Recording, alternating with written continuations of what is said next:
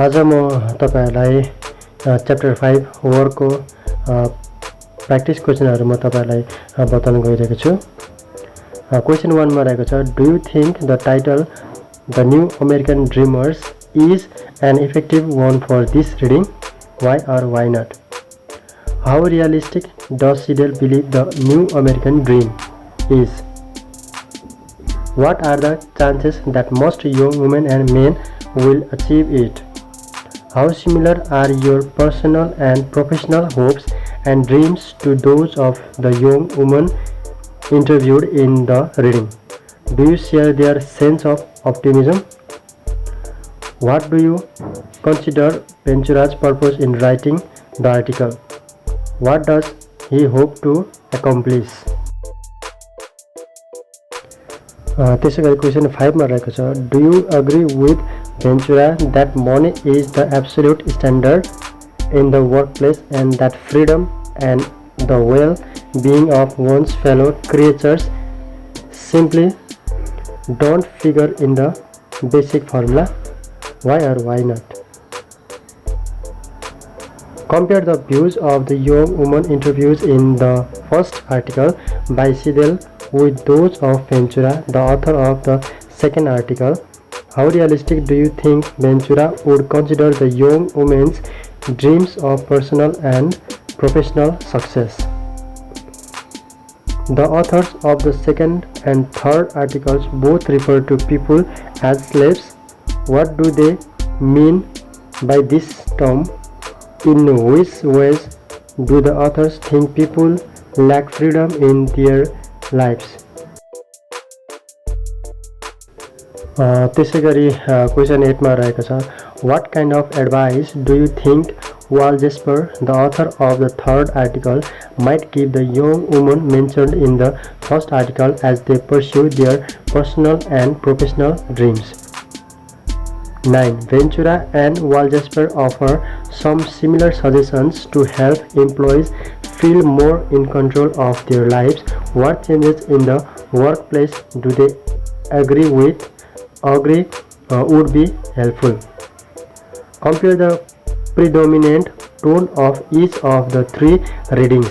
In which ways are the attitudes of the authors similar or different? Consider especially the level of optimism expressed in the selections. त्यस्तै 11 मा, identify the major motivations according to the author for scientists who wish to be involved in their field. Discuss something important that Rodriguez learned as a young man from his summer job. Describe a group of people in your culture that are socially disadvantaged in a way similar to the Mexican workers in Los Pobres. Give an example of irony in the story and the point you think the author is making. Identify the things Percy values most in work and people's attitudes toward it. Indicate the major tone or tones expressed in the poem. Analyze the qualities of your ideal job. Consider the types of work you wish to pursue, the work environment, and anything else that would make your job enjoyable and rewarding. Explain your career goals and how you hope to achieve them. Consider such issues as education, job training, and the challenges and difficulties you anticipate in fulfilling your aspirations. Examine the reasons some people find their jobs rewarding and fulfilling and others find their work unrewarding and unfulfilling. त्यसै गरी 20 क्वेशनमा रहेको छ, discuss your personal definition of success, material or otherwise in your professional and or private life. What does success mean to you? How do you hope to achieve it? Explore employment opportunities and limitations in your culture. Are certain groups of people restricted in their job opportunity because of such factors as race, ethnicity, religion, gender, social class, sexual orientation, or educational background?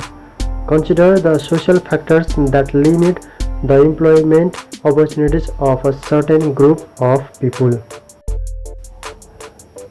यो chapter 5 होमवर्कको practice क्वेसनहरू यति नै रहेका छन्। यो practice क्वेसनहरूलाई चाहिँ तपाईँले एकदम ध्यान दिएर सल्भ गर्नुहोला। यो क्वेसनहरू चाहिँ तपाईँले राम्रोसँग ध्यान दिएर यसलाई सल्भ गर्नुहोला। अनि क्वेसनहरू सल्भ गर्दै गर्दै तपाईँले आफ्नो नोट पनि बनाउन सक्नुहुनेछ। नोटहरू पनि तयार गर्नुहोला। अनि त्यो नोट अनुसार नै तपाईँले राम्रोसँग आफ्नो पढाइलाई अगाडि बढाउन सक्नुहुनेछ। अनि त्यसै गरी मैले तपाईँलाई धेरै अगाडि पनि धेरै क्वेसनहरू मैले तपाईँलाई दिइसकेको छु। यो च्याप्टर अरू च्याप्टरहरू पनि मैले तपाईँलाई क्वेसनहरू दिइसकेको छु। त्यसलाई चाहिँ तपाईँले ध्यान दिएर सल्भ गर्नुहोला। अनि त्यसपछि मैले मेन थिमहरू पनि तपाईँलाई बताइसकेको छु। त्यो मेन थिम अनुसार चाहिँ तपाईँले यो क्वेसनहरू पनि सल्भ गर्न सक्नुहुन्छ। टेक्स्टहरू पनि तपाईँले राम्रोसँग पढ्नुहोला, बुझेर पढ्नुहोला। अनि त्यसपछि तपाईँले चाहिँ राम्रोसँग यो सल्भ गर्न सक्नुहुनेछ। हुन्छ, आजलाई यति नै। म आउने भिडियो अन्य यससँग सम्बन्धित अन्य भिडियोहरू म ल्याउने छु। तबसम्म मेरो यो भिडियोलाई लाइक गरिदिनु होला, अनि सेयर पनि गरिदिनु होला। अनि सब्सक्राइब गर्नुभएको छैन भने मेरो च्यानललाई सब्सक्राइब पनि गरिदिनु होला।